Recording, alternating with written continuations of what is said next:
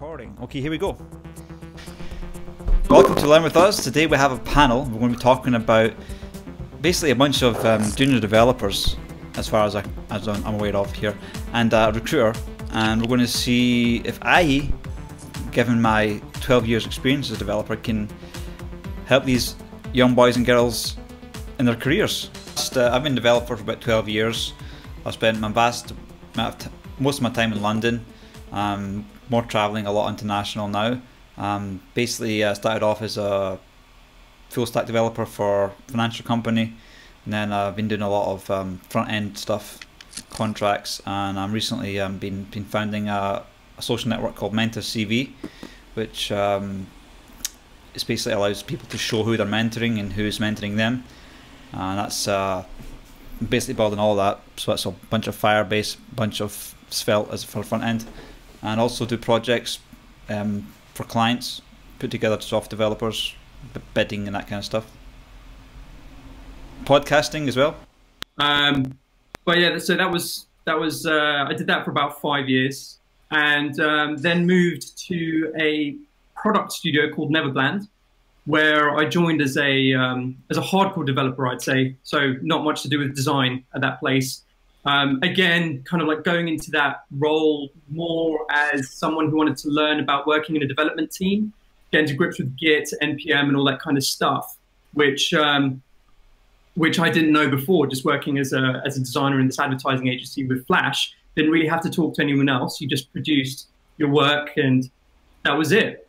So moving into development team, basically for 2 years like that myself.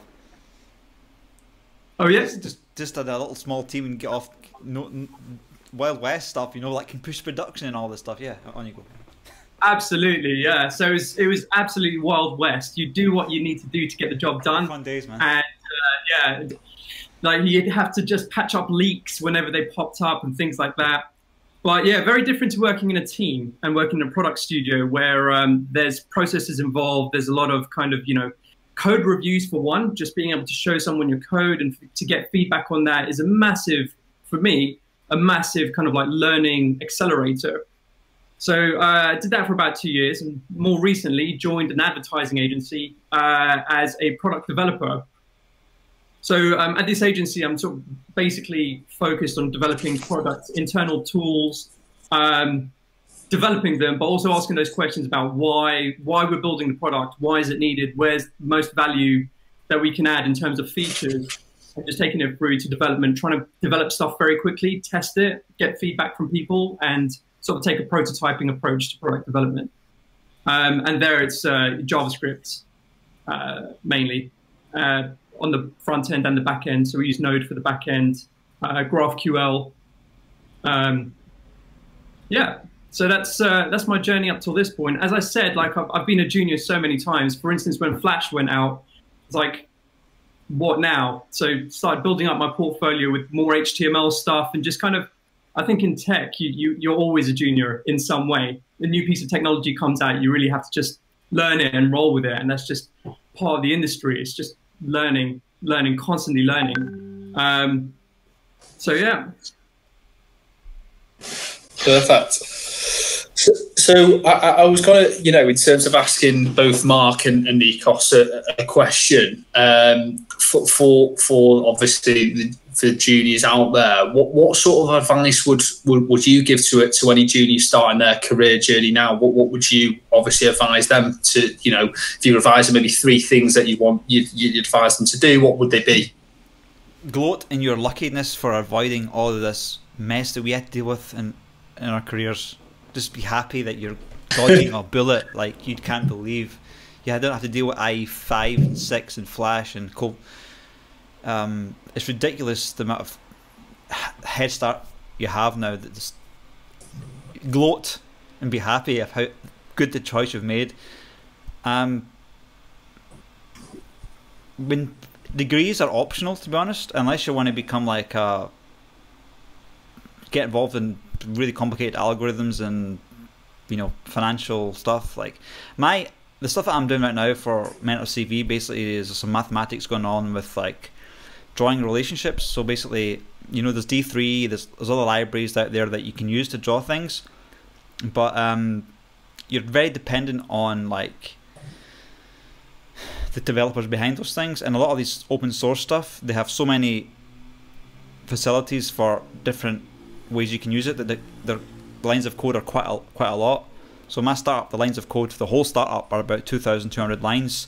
D3 library would probably be about 10,000 lines. So I would probably say write your own stuff as much as you can. Don't depend on libraries, at least for a while, because sometimes when you're using libraries, you're not really learning anything. Like all the knowledge that you would have learned to use like AngularJS or is basically worthless now. Try and do as much as you can with low level code, because then that knowledge will never disappear. You know, frameworks are okay, but if you're using a framework, try and use a framework that's not like, if the framework's not there anymore, you're basically, all that knowledge is useless. React's quite a good framework because you're using JavaScript inside of the JSX templates, and that's just raw JavaScript. Whereas like some of the other ones, like say Angular, Vue, even Svelte, you're learning some markup language that is only specific for that particular language. What else? Yeah, I mean, interviews, right? So many companies right now, they're just expecting us developers to just do huge interviews for free, right? I would personally just have a good open source, you know, have a good GitHub account, have some stuff on there, because if you if someone like me wants to hire you, I'm not going to send you a test, right? I'm going to look at your GitHub profile and talk to you about some commits, and in about 5 or 10 minutes I'll figure out if you're at your level are a realistic candidate. One of the best candidates I ever recruited for, basically I sat down for 5-10 minutes, talked about his open source stuff. I didn't even bother having to send him a coding test. Coding tests are the scum of the earth right now. You know, like, it's just complete laziness on behalf of the end clients. They just have too many CVs and they want you to do this coding test. Well, it's everything, because it's like a client's market right now, right? So all the clients have way too many candidates to sift through. So it's they can just send all these tests, and you have to jump through this hoop, and that just it's a shame, because they'll miss the best developers for that level. You can be you can be a junior and be good value, right? Or you can be senior and good value as well. But the ones that have options, they're not going to sit and spend half a day doing a test all the time. You do one or two till you get tired of those. So open source is good visibility for your skills. So even just if you have one good open source project with you know, that a decent tech recruiter will be able to get you forward reasonably quick.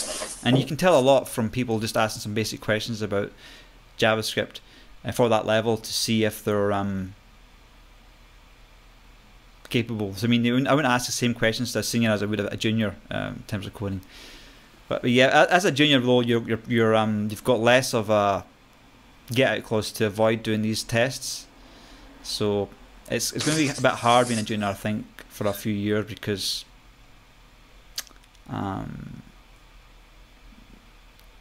yeah, you can't really say no too much if you're desperate for a job.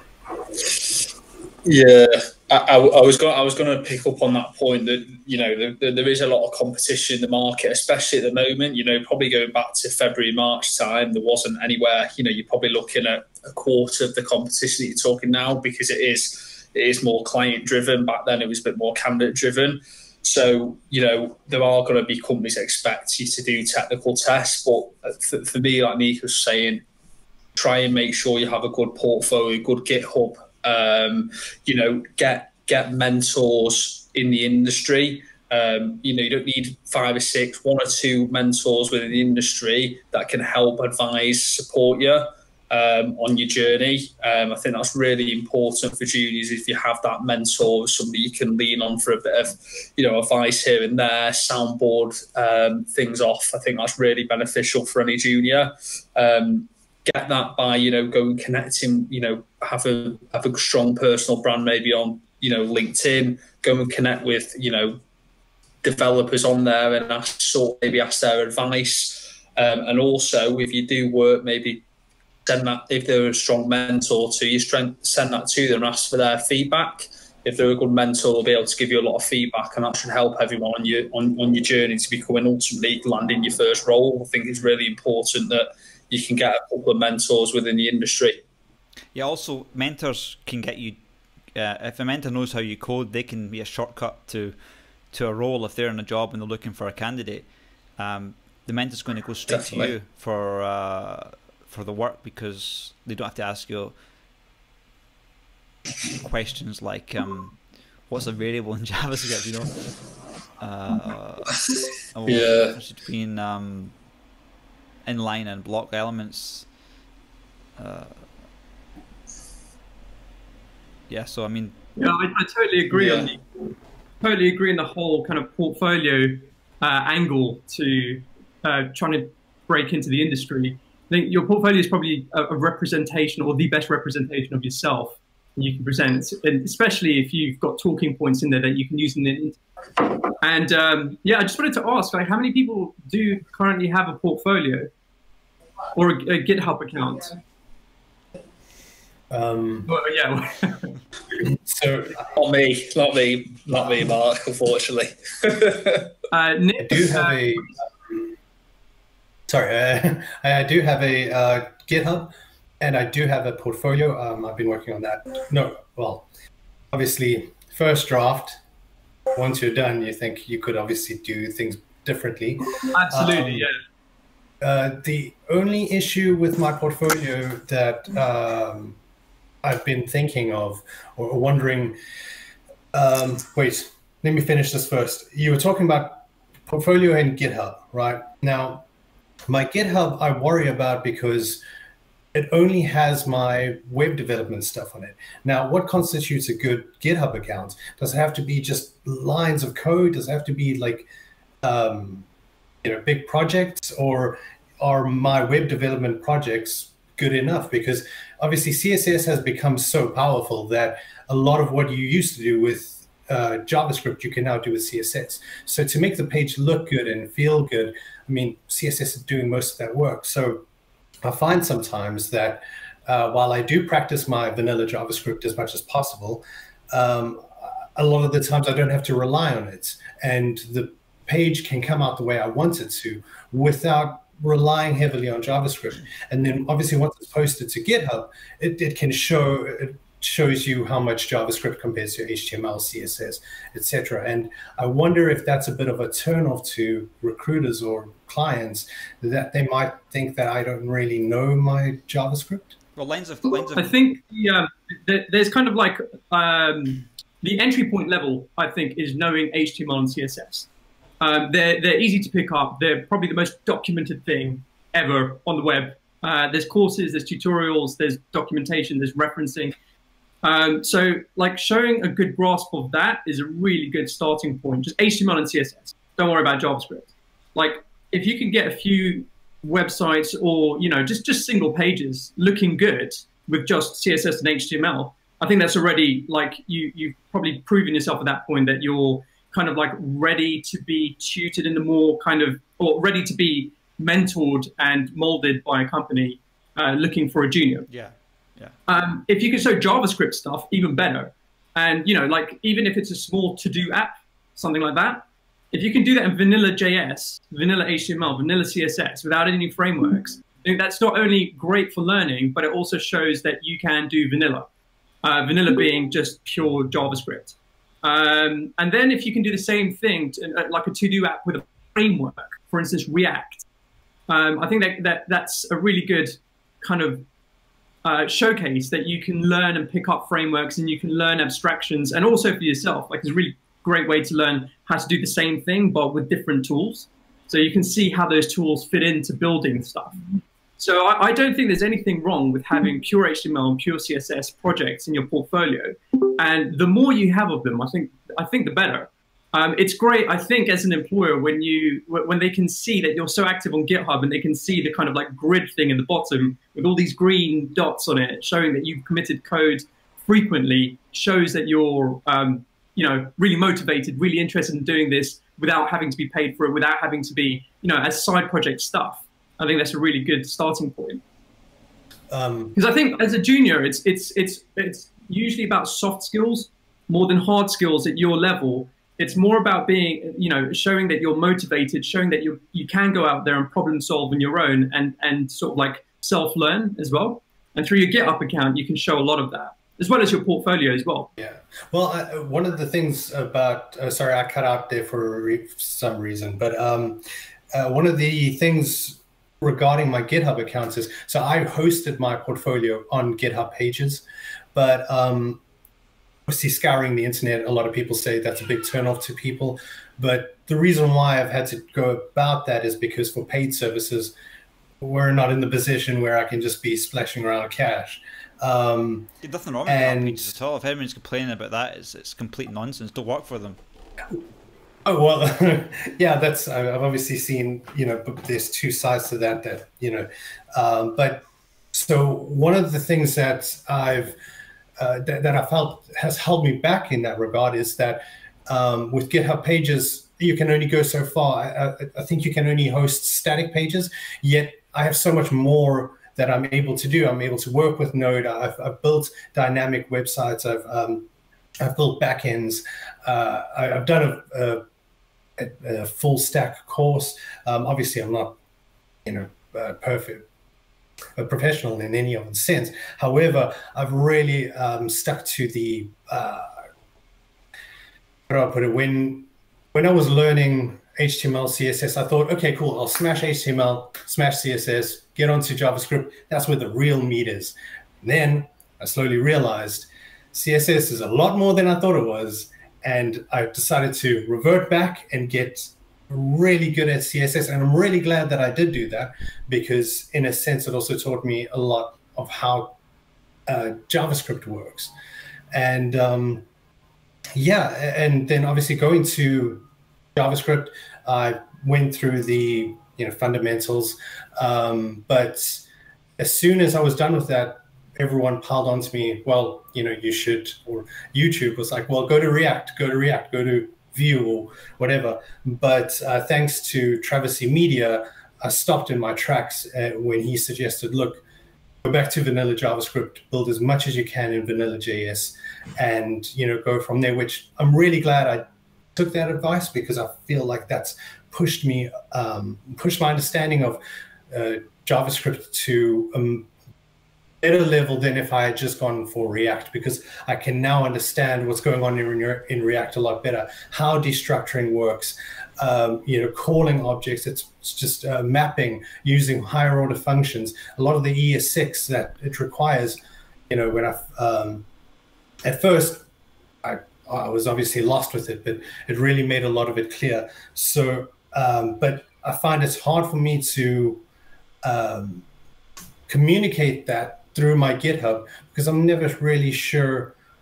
As I said, a lot of my projects, I can't use backends on it, or the databases that I've built for it, and they're all static pages. And it's just today I finished a website that I think that is in regards to static pages, it's a website that uses the most JavaScript I've ever written for a website. I'm really excited about it. But again, with all this on my GitHub, with all my job applications and everything, I understand it's a difficult time at the moment, but I haven't heard word one, and not even in the sense of, well, we like your work or anything like that. And obviously I'm not waiting for anyone to just give me compliments, but you can understand how, as you guys have just been saying, this will really help you out. There hasn't been much of a feedback. There hasn't been much feedback from it. Obviously, as I said, it's unprecedented times, and it's only recently that I have started. So it could just be the climate that is the reason for what's happening. Absolutely, Nick. The climate. Can I give? Yep.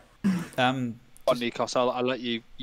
Yeah, the climate right now is absolutely ridiculous. Right now, it's I've never seen a worse job market right now than it's basically, if you have some money in the bank you can live off of, don't go work, because clients are charging ridiculous rubbish rates right now. If you can just live off, don't go work for a client for minimum wage right now. You know, spend some time in your portfolio, because the market will bounce back, and all these clients that are trying to rip off developers, when the job market does pick up again, they'll be the back of the pile. It's not a very popular opinion, but. Well, I mean, as you just said, it's exactly what I've seen. I've seen just posts for, and out of desperation on our side as juniors, we're like, well, we've got to get a foot in the door somehow. And we're seeing jobs posted for 16 a year, 20 a year. Now, granted, I'm not saying I'm above that, but in a sense, coming from my current career and having rent to pay, having all the, payments I need to make at the end of the month in order to live, there's a certain line that I need to live at just to make that. Yeah. Can I give some advice when you're talking about job applications and not getting feedback?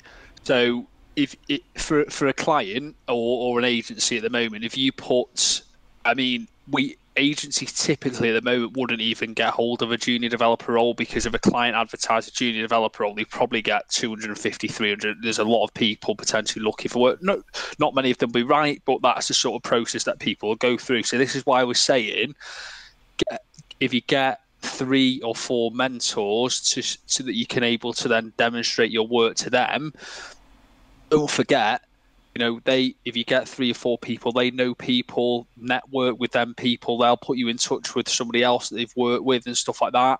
That's probably more powerful at the moment, I'd definitely say, than actually just applying for roles. Actually, if you've got 3 or 4 decent mentors, because like Nikos, Mark, they'll have worked, if you take them to, for example, worked at 3 or 4 different companies in the career, they'll know a lot of different developers. Someone may message them out of the blue and say, look, we're looking for a junior developer, do you know anyone? He's been mentoring you. I'd definitely recommend that over just applying for roles, because it's not great at all. It's really poor that companies and agencies don't come back and give you feedback and stuff on applications. But at the same point, knowing, as a recruiter, you might have 10 or 11 jobs, you're getting that many applications, it's pretty much damn impossible to go back to each application. So the best advice I can give to juniors, get some mentors, and I think that'll be much better than just sitting on LinkedIn trolling through applying, and it's more disheartening doing it that way. At least your mentors are going to come back to you and give you valid feedback on what you've done on GitHub. So for me, the advice I'd give, I'm not a coder, but I know how recruitment works. Try and connect with people and get some mentors that can give you some advice. I think that's much more powerful, and actually you won't get anywhere near as disheartened by doing that, because you'll get regular feedback. And don't forget, then people know a lot of different people as well.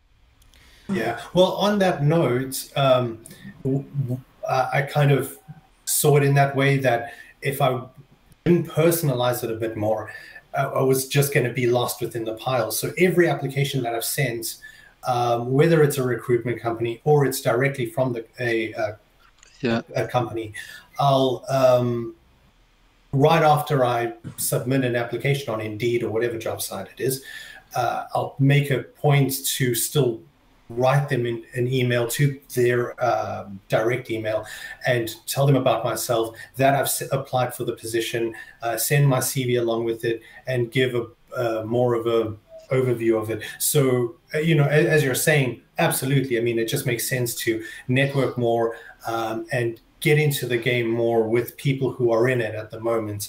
But yeah, I've tried to, short of sending chocolates, I've really tried. Is that when you're talking? Go on, Mark. Sorry, I'll let you. Sorry. Thanks. And on top of all of that, don't lose heart in your portfolio. Keep building it up, because at some point you're going to be in that interview room and you're going to need some talking points and some things to show. So it's if you spend an hour on it every day, in a year you've got a lot of work in there, and maybe 3 or 4 or 5 really good projects. So keep building it up. I know that in my past companies that I've worked for, if we were ever recruiting, juniors as well, and someone sent through a really good portfolio, I know it would always get passed around the office on Slack. Everyone would be like, "Hey, check this guy's portfolio out; it's amazing." And we'd do it, and we'd be like, "What? This guy's a junior," and we'd all be rooting for whoever was in charge of interviewing and recruiting to get that guy in for an interview. because in development teams, you do want to see people that have, you know, passions outside of just working in development.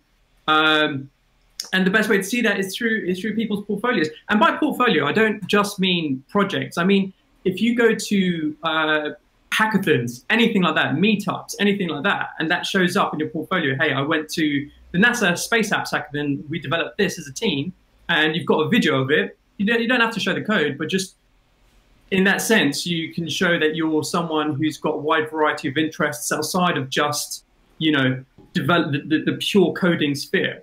So it doesn't necessarily have to be a coding project. It could be anything. It could be a one-day hackathon, and you could show and tell what you've done during that time, or a meetup that you've, or a convention that you've gone to. I mean, there's so many virtual conventions now that it's so easy to get involved in them. And if you've got a list of 5 conventions that you've been in to the year, to an employer, that looks like you're motivated to get out there and learn on your own about stuff. So portfolios can take many different forms. The work inside your portfolio can make lots of different forms. Yeah, I was going to say I definitely agree with that as well about, you know, one of the things that every client I work with, if they're looking for juniors, they want to see, you know, your interest outside, you know, do they attend webinars, meetups, etc., them sort of things, because it just shows that you've got a real passion and willingness to learn. I think, you know, yes, they want some raw development skills, but most of the time it's about attitude and softer skills and stuff like that as well. If you can demonstrate that you're really, you know, dedicated and stuff like that, and you're willing to go that extra mile, because they know when they hire you, you're not going to be the finished article, you're a junior. So going that extra mile, doing them sort of things means so much to employers. So as Mark said, I can, definitely recommend doing stuff like that as well.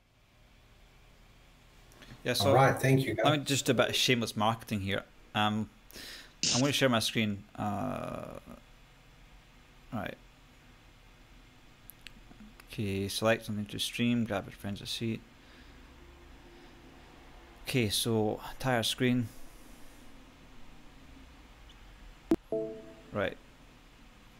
So like, I'm building this thing called Mentor CV, and this is all basically built with, can you see that? Do we have to watch the stream or? Yeah, I think watch stream? watch the stream, yeah. Okay, yeah. Oh, I just went and wrecked. Perfect. Okay, so like, I don't know if you can see that there. Yeah.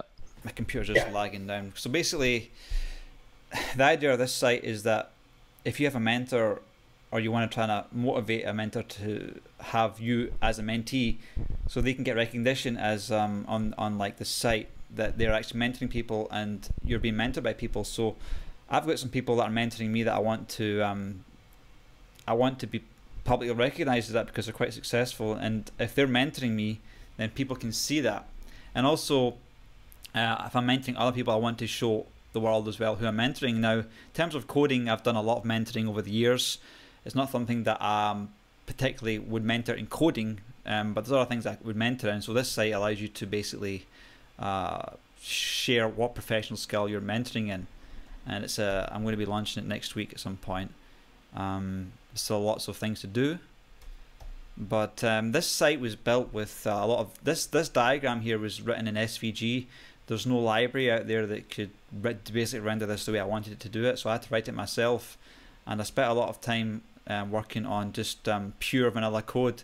So I had to basically manipulate raw SVG elements, and there's no library there. It's all just native stuff. There's a lot of algorithms as well. So having that sort of experience with vanilla coding allowed me to pull this thing off. I just throw that out there. Yeah. Perfect. Let's get back to. Can I ask a question to all the juniors? In what kind of area of development does everyone want to get into? I know, Nick, you mentioned full stack, because you can do backend and front end. I'm wondering if there's any pure front end developers. Yeah, okay. So Grace, you front end. Oh, and Sev as well, front end. Yeah, like in the later on, full stack would be cool, but I feel much more confident in front end at the minute. So probably to feel more comfortable in my first role, I think front end It's good. Exactly what she said, yeah. Great choice. Because it's very hard to be good at full stack. The only reason that I'm able to pull off this site is that I'm using Firebase, which simplifies a lot of the security and authentication stuff. And 2,000 And also, is front end, and 200 are on back end code. You know. I was going to say, when you mentioned Firebase, Nick, earlier when you said like you wanted to maybe not use GitHub Pages, I use Firebase to host React apps and Angular, and I don't pay anything for it, so it might be worth checking out. That's awesome. Okay, I didn't even know. All right. Actually, it was only last night that I was like, what is this Firebase thing everyone's going on about? So I looked into it last night. I was like, damn, with that's really cool. Thank you. Yeah, I've got a 20-part series on YouTube on Firebase and building a simple application. I'm going to make a pro series of videos and monetize some of that stuff. So, Seth, Grace, you want to start off more on the front end side and grow potentially out into more of a full stack developer later on? I think that's a really great way to break in, because nowadays you can do front end and back end with the same language, i.e. JavaScript. Just write JavaScript on the back end. But if you can show pretty good front end control over CSS, HTML, and JavaScript, I think you wouldn't have much of a difficulty moving into backend.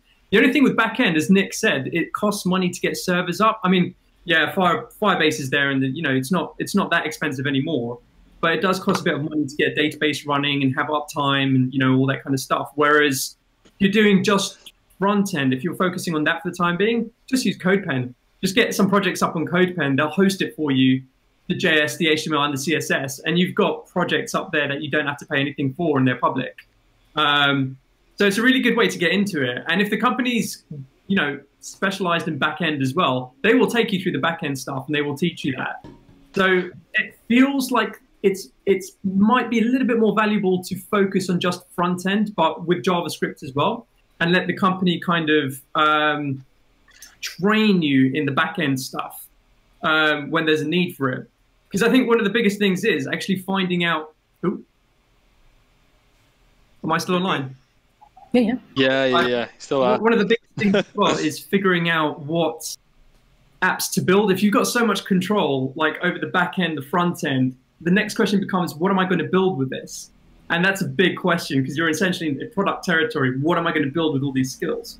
Whereas if you focus on the front end and you try and get like a very simple landing page up, it's a lot more focused. The project's a lot smaller and more focused. And I think those are the things that employers are going to look for a bit more than entire integrated apps that might not work. Because when you're creating an app with the front end and back end, you've got to worry about kind of like error messages being displayed correctly. You've got to worry about, data being transferred from the front end to the back end and back as well, data validation, all that kind of stuff that it's just detail, really, at the end of the day. And if you're going to spend your time on detail, you're probably kind of maybe missing an opportunity spending that time building out stuff that people can see, i.e. a front end. But not to discourage you from doing back-end stuff. I think back-end's great. I love back-end stuff. It gives you so much power to actually create products that you can use.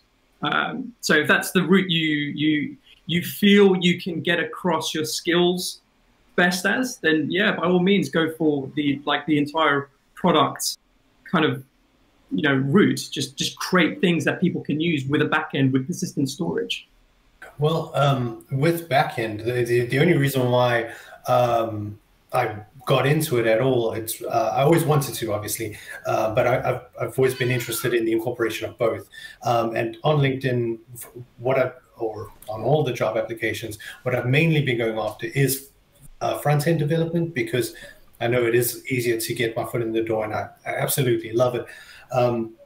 Backend still scares me a bit, because of security, all of that stuff. I'm still like, I don't know if I don't want to be, the guy in Twitter at the moment. So, but just in regards to the backend stuff, it was more because that's what was incorporated in the course that I did, the Cold Steel full stack.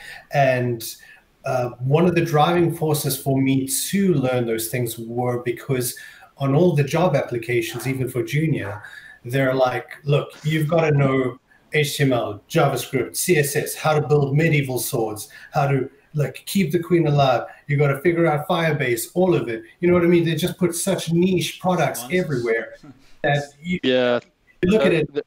Every time that I would look to apply to a job, I get, 2 lines in. I'm like, sweet, I know that. And then for the rest of it, my face just drops. And I'm just like, all right, I guess I'll just be studying for the next year again. Yeah. Tag soup, it's called.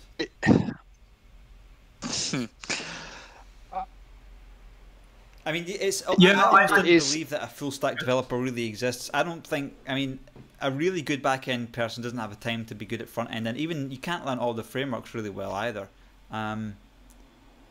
Like I don't have the confidence to go on to AWS and start firing up linked clusters of EC2 instances, and then having like some security mechanism for users that I create in Node Express. With Firebase, I don't have to deal with any of that. They have clever people that have written their authentication rules. Plus, what's really nice with Firebase is that they have these database rules which are tied to the authentication. And I actually didn't write any validation for a lot of the backend code because all the rules are inside of the Firebase database rules. So you can basically say like what values people can enter based on other values. Also with Firebase, it's a NoSQL database, which for me is very difficult because I come from a classical relational databases, which you guys might come across at some point in your career. Relational databases are basically big Excel tables, and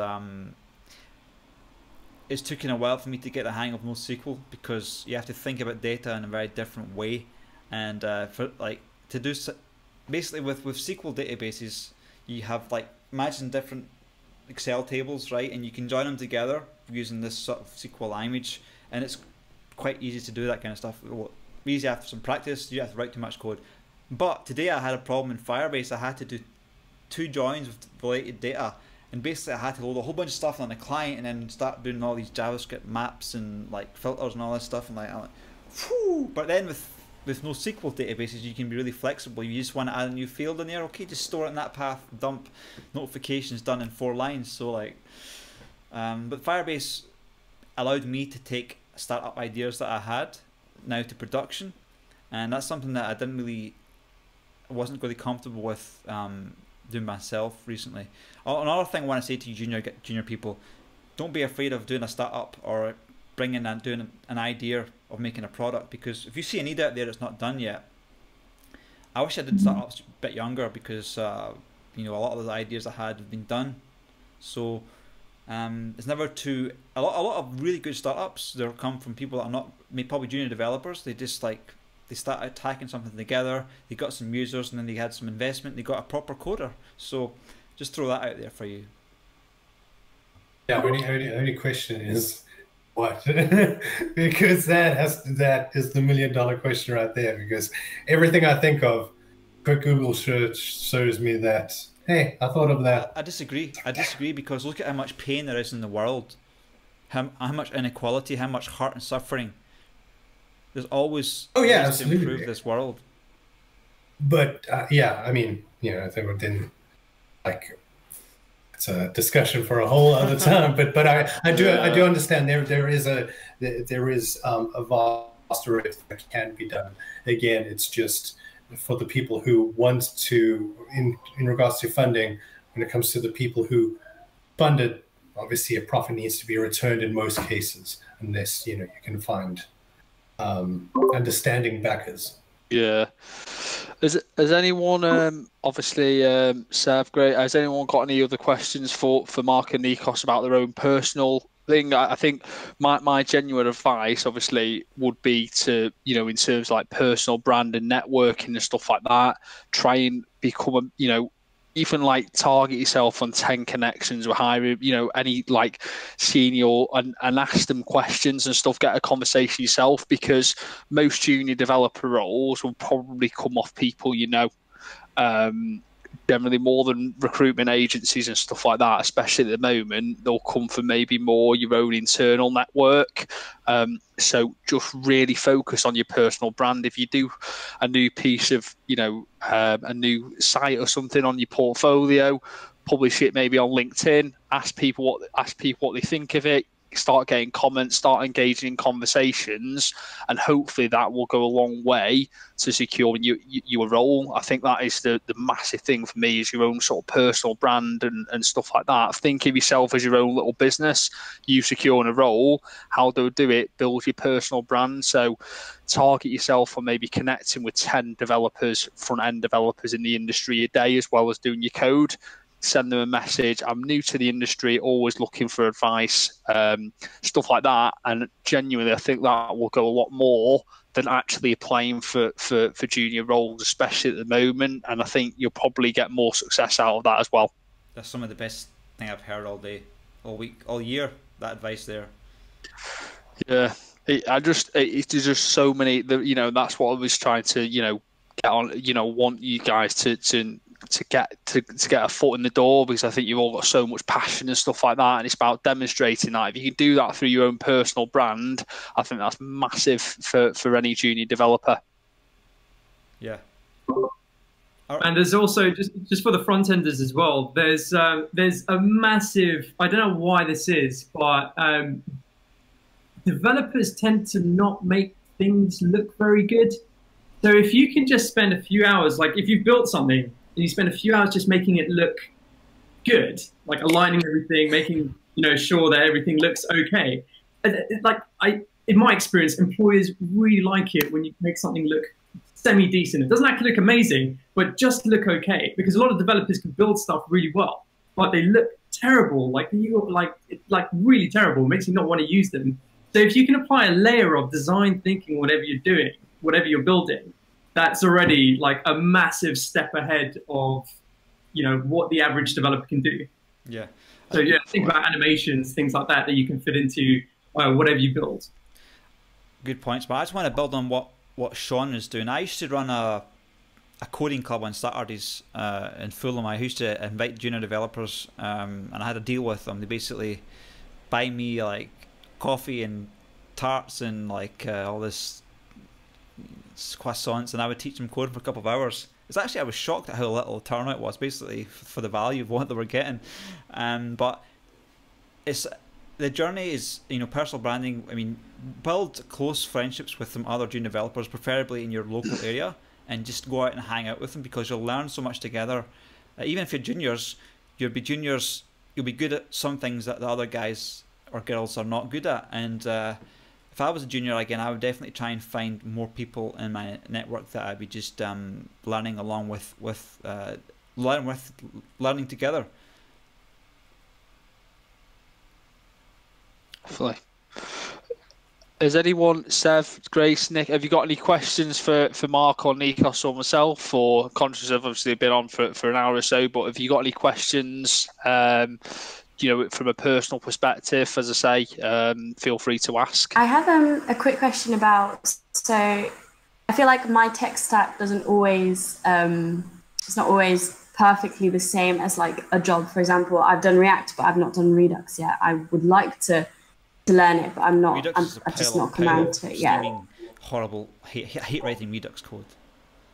I might not do Redux, but but sometimes there's some jobs out there, they ask for one or two things that you just don't have.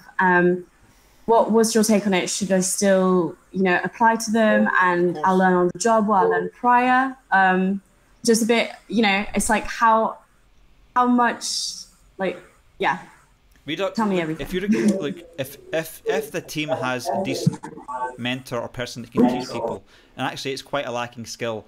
If say and it was a girl that once come to one of my contracts, and she didn't know like some stuff like with Ember, and she had good basic CSS and HTML skills, right? So what I did was just think, I've coined this phrase, just-in-time learning.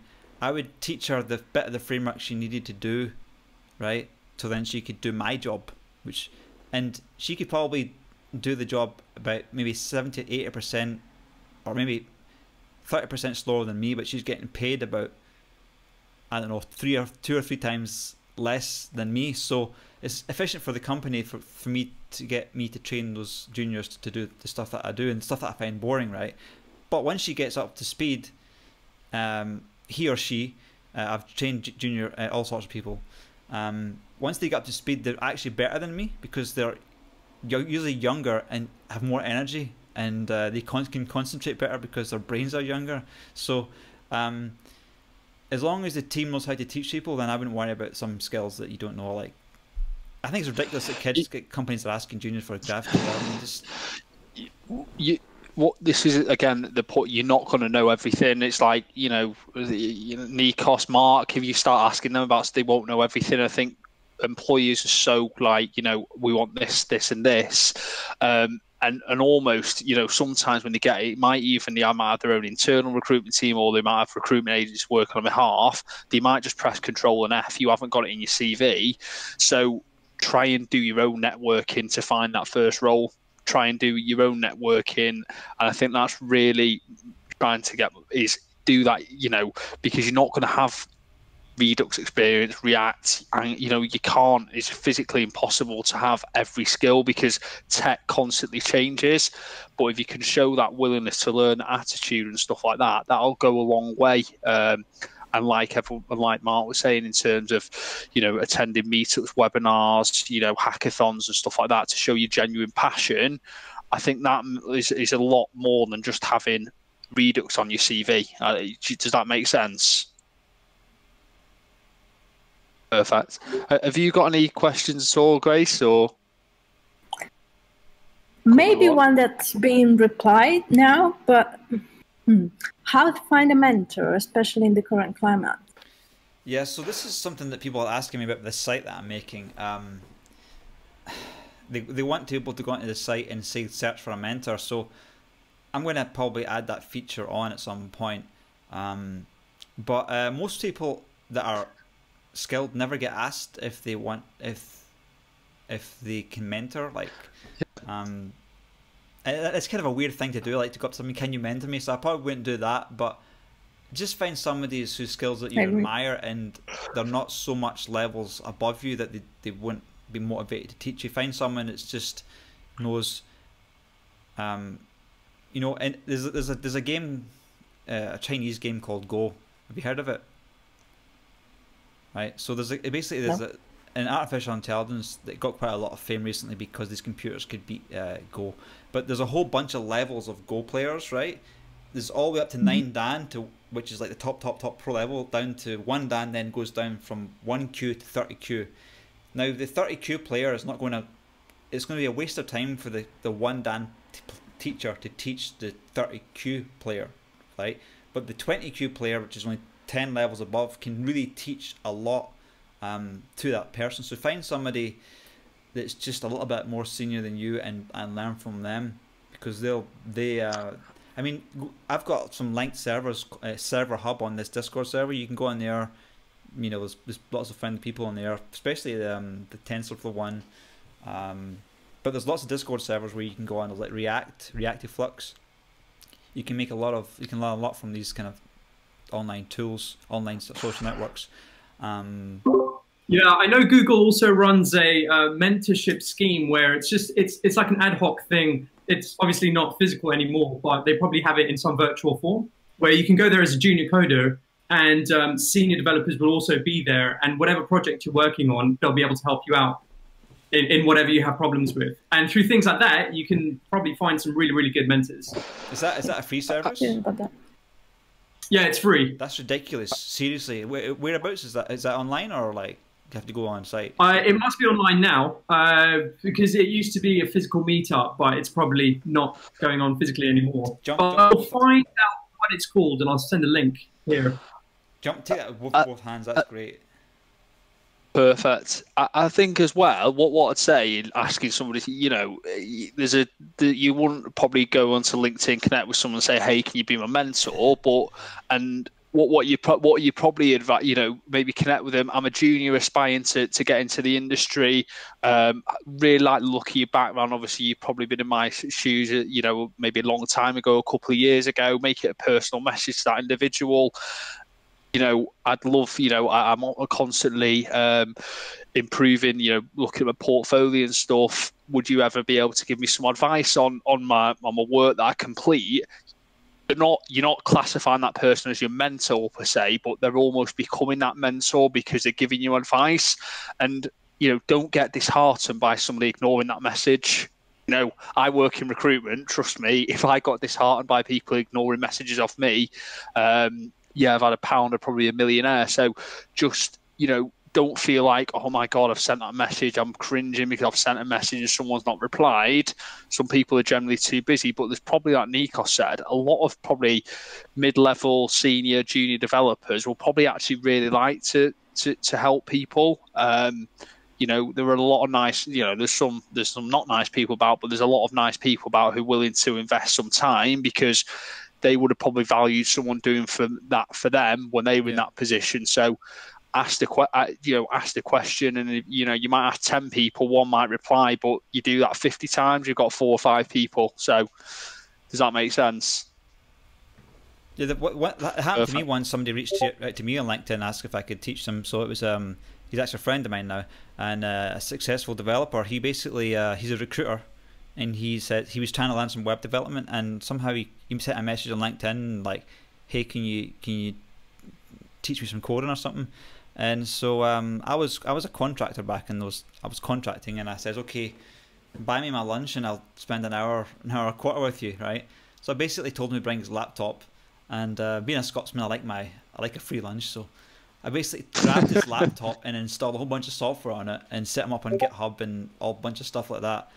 And I met him several times after that, and then he was flying. He's got a good job now, and it wasn't that. It was like nothing, no effort on part of me. I just basically grabbed his laptop and set up on GitHub. Yeah, and as I say, generally people, like helping others. Yeah. Like there are some people that won't, and but you'll probably find that more people will actually come back to you than won't and stuff. So I'd just say, go and connect with people that you aspire. You might see some of the work, or you might, go and connect with them people, drop them a message. If they don't reply, you've lost nothing. If they do, you've gained something. So if you use that sort of mentality, then I'm sure, you'll be, successful. Hey, Nick, welcome to the show. Nick, please don't lose heart with applying, because it's a really good industry, especially at the moment, to get into. It's a fun industry. It's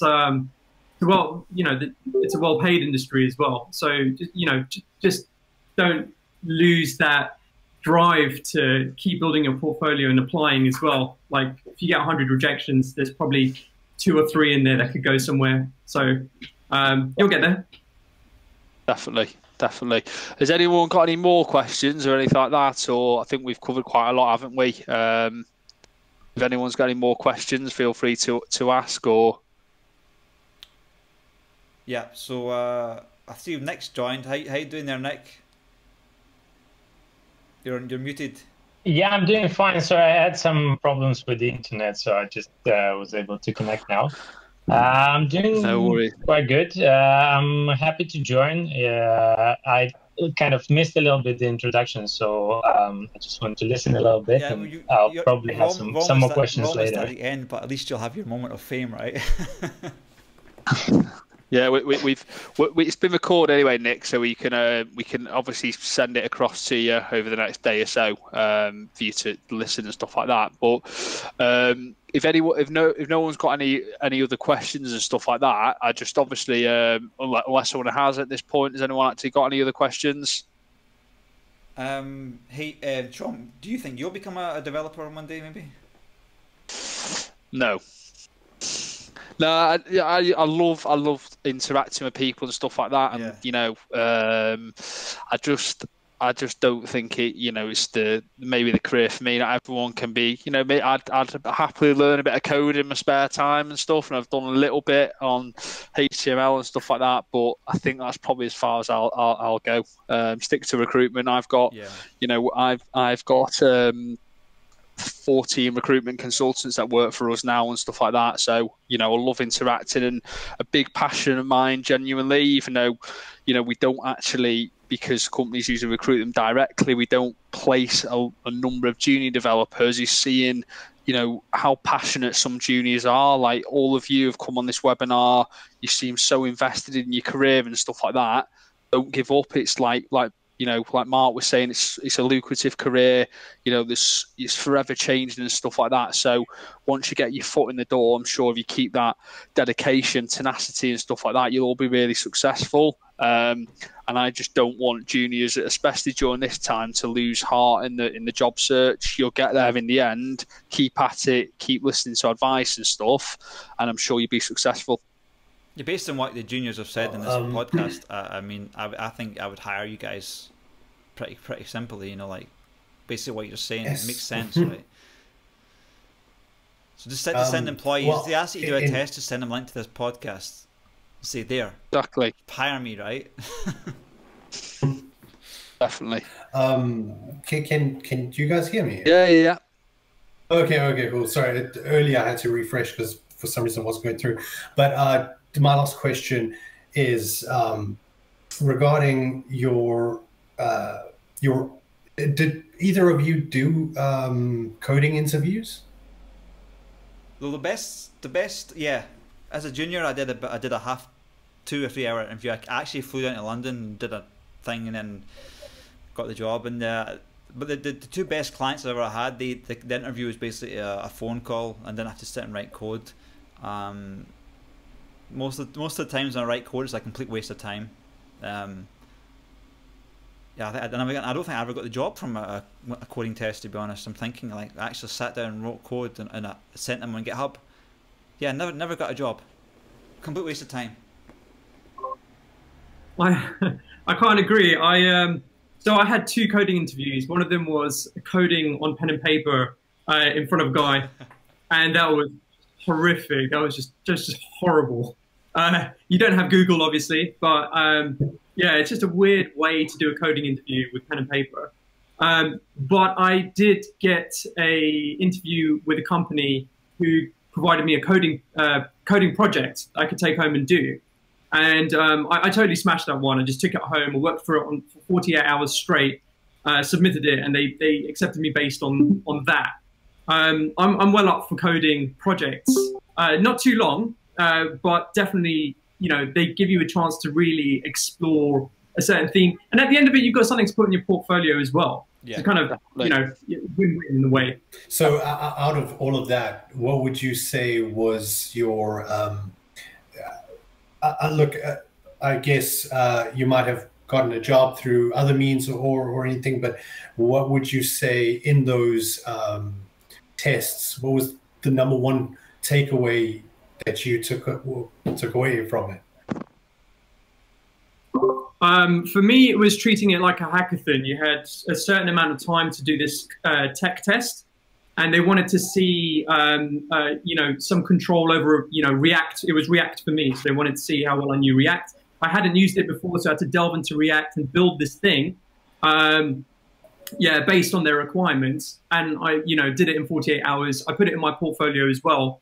But yeah, it's just it was something that you can produce and show how you're thinking, show your code structure in, learn something new through, and that was fine by me. I don't mind taking a weekend out to work on a project like that, if it means that I can have something more to show to the next employer if I didn't get that job. Yeah, coding tests are fine if you're under 35. I think I'd say as well, like Mark said, they're all examples that ultimately you can put on your GitHub or your portfolio as well. You can showcase that. You might not get that job, but the next job, send that with maybe send that with your application and stuff like that. So there's loads of it is tough because coding tasks take a while, and you might do 5 or 6 and stuff, and it seems elongated. But each one, hopefully, you're a bit more skilled and stuff like that. So yeah, a lot hopefully you can they're take actually very, very boring and generic, and they ask you to write these really simple apps that you just don't have any passion to do, and they ask you to write all these tests, and it's just. But if there's one that's like a coding test that it's already 90% complete, and you just have to add some new features, or it's an interesting algorithm that you can learn something from, then by all means do it. I mean, I think I've done that myself, and I've just basically made a GitHub repository and left it up there as some kind of teaching material. Yeah, perfect. So obviously thanks for that, Nick. Does that answer the question from Mark and Nikos? Yeah, absolutely. And I have a sense that we're obviously getting to the end of it. So before everyone just cuts out, I just thank you guys so much for taking the time. Thank you, Shaun. Thank you, Nikos, Mark, Grace, Sev, Nick. I know you joined late, but obviously this is going to be recorded, so enjoy watching all of that.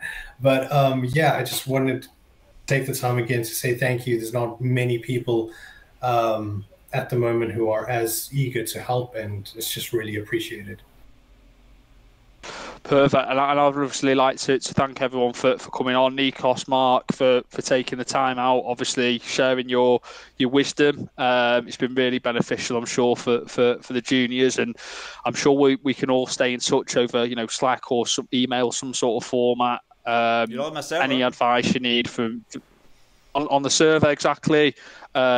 Keep in touch with us all, and we'll all offer advice where we can, and I'm sure hopefully over the next coming weeks, months, don't get disheartened. You'll definitely all find a job. Stay passionate. Keep adding to your GitHub, your portfolio and stuff, and you'll definitely secure something. Yeah, so I was just going to say thanks very much, Shaun, for co-hosting this. Sorry, go ahead. I just find thanks very much, Shaun, for co-hosting this podcast. First time I've done this, and I really appreciate also the stuff you write on LinkedIn. And I like to comment on the stuff that you write as well. And it's interesting chat. We're going back and forth, but I'm sure you'll do good as a recruitment company and with this kind of attitude to help developers. So perfect. Thanks so much for that. I just want to say one more thing, especially to Shaun. Thanks for setting this whole thing up. I've shared my email address in the chat. Please feel free if you just want someone to share progress with and how things are going. Yeah, drop me an email. Perfect. Really appreciate it. Thanks so much, everyone. Have a great evening. Thank you all. Bye, guys. See you all. See you later. So much. Learn with us. Out.